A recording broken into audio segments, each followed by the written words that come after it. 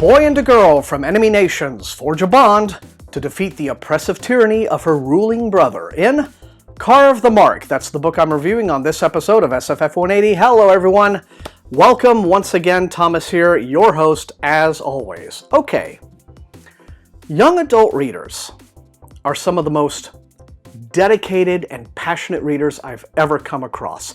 So it's heartbreaking that they're so often poorly served by the publishing industry. So much of what is most successful in YA feels like formulaic story product to a degree you don't see in almost any corresponding adult genre, including SFF. Publishing treats YA fiction the way Hollywood treats summer tentpole franchise movies, as cash cows to be milked as quickly as possible before the next trend. Veronica Roth rose to fame with the Divergent series, one of those near-future fight-the-power teenage superhero stories calling itself a dystopia. With Carve the Mark, the first in a duology, she has expanded what is reportedly a story idea she originally came up with prior to writing Divergent in an effort to sculpt a sweeping and complex space opera of rebellion and love conquering evil. Or, to put it more simply, she's turned in a half-assed knockoff of Star Wars that reveals her to be a third-rate talent who puts as much cogent thought into her world building as Donald Trump puts into one of his 3 a.m. tweets. Also, like Trump, the book was apparently done no harm by charges of racism that surfaced prior to its release, and it spent its first month on sale comfortably nestled at number 1 on the New York Times bestseller list. As we see in YA, the cream doesn't always rise to the top.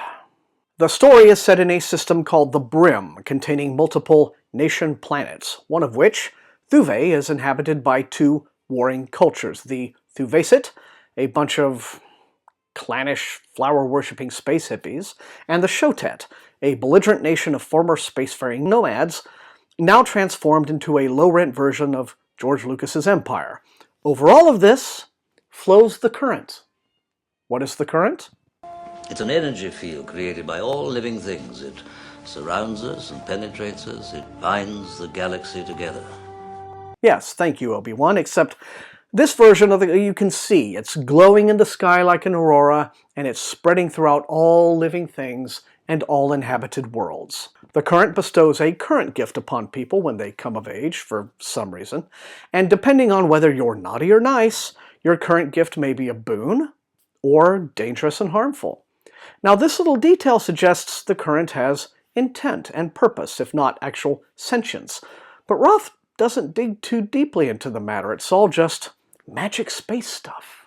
This habit of introducing potentially compelling concepts and then not following through with any substantive development plagues Roth's world building. It isn't enough to come up with ideas like the current, or flowers that heal, or planets of ice and planets of darkness.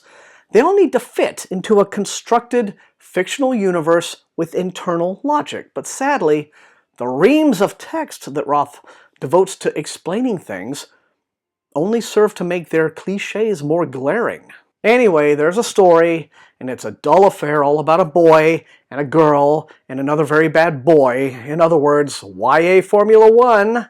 The girl is Sarah Noavek, the sister of the Shotet's tyrannical ruler, Ryzek. He's the bad boy. Now, the good boy is Akos Karaseth, the youngest son of one of the Thuvaisit's prescient oracles.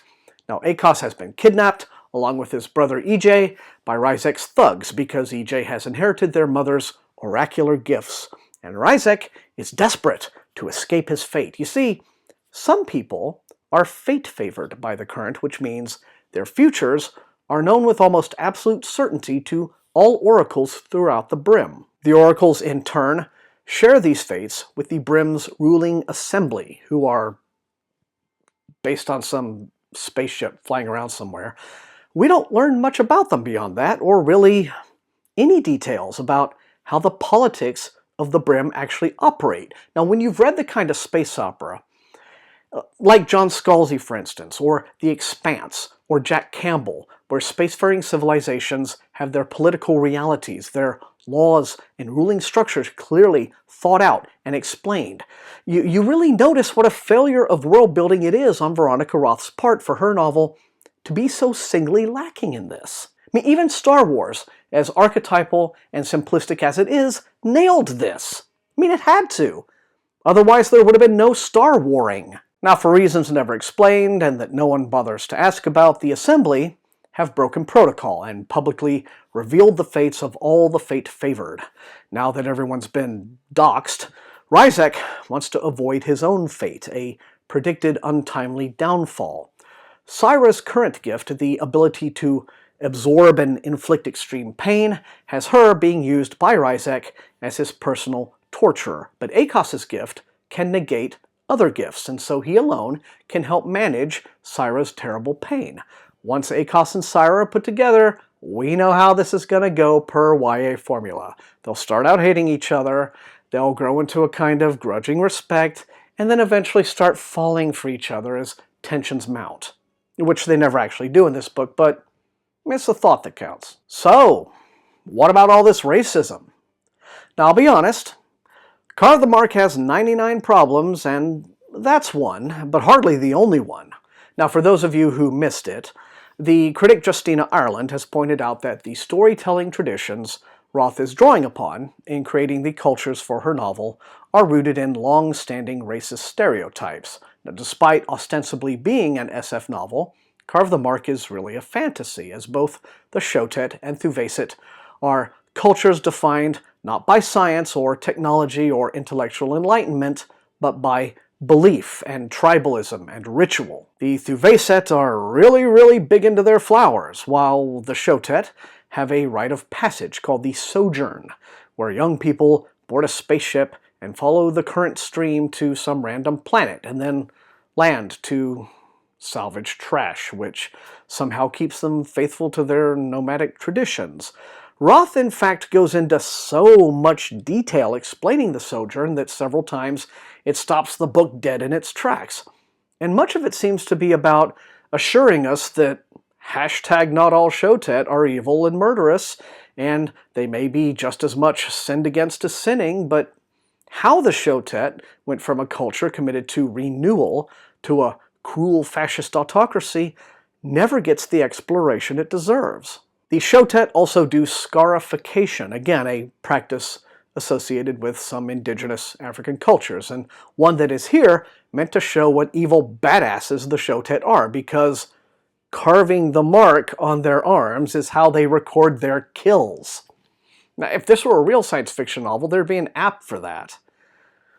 Syra, being the nice Shotet, feels guilt for all the violence she inflicts in her brother's name and carves her marks as an act of penance. Now, there has been plenty of fantasy and SF written over the years that is gross and overt in its racism, and I can say that I have read many worse offenders than this novel, whose racist content, to be honest, is mostly subtextual. Now, contrary to what you might have heard, this book is not, in fact, about rampaging dark-skinned savages massacring hapless white innocents in an orgy of uncontrollable bloodlust, but it still manages to be offensive by the way it tries so hard to be the opposite of that kind of book. Both the Shotet and the Thuvacet are described loosely as being of mixed blood. Syra has medium brown skin, favoring her mother, but her brother Ryzek is tall, thin, and pale.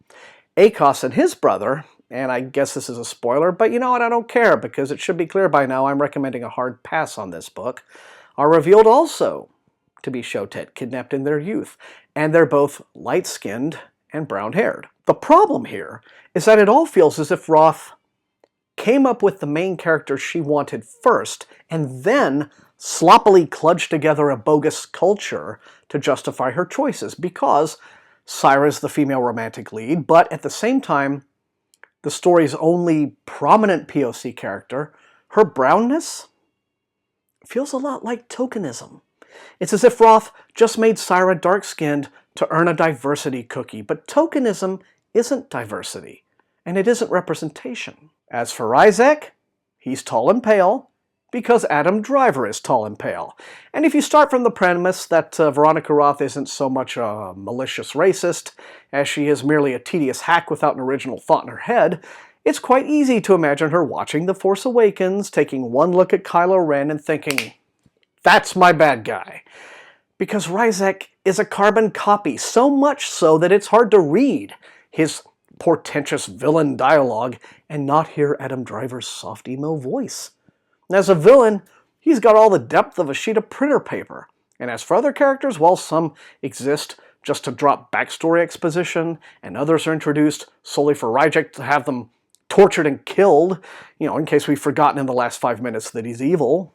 It's entirely justified to look askance at a book when it's facing credible criticisms of dealing in racist tropes. But Carve the Mark is honestly so dull, so dramatically inert, so lacking in compelling conflict, with such shallow, unengaging, walking clichés, rattling off so much stiff and awkward dialogue that it's hard to imagine any reader developing enough of an investment to get emotionally worked up about any of it. It's arguably too boring to get pissed off about. Unless you look at how long it's been sitting at number 1. Seeing such undeserving work reap so much success? Yeah, that's going to leave a mark. And that is all I have time for on this episode of SFF180. Everybody, thank you so much for joining me. Once again, the most important thing, these are reviews. You're not always going to agree with me, but if you enjoyed watching, please hit that like button, share the video far and wide with all of your SFF reading friends, and above all, please subscribe if you have not done so. That is how SFF180 grows as a channel. You can also support the channel at its Patreon and its TeePublic store, so please check those out. And otherwise, thank you once again, and until I see all you awesome people next time, happy reading.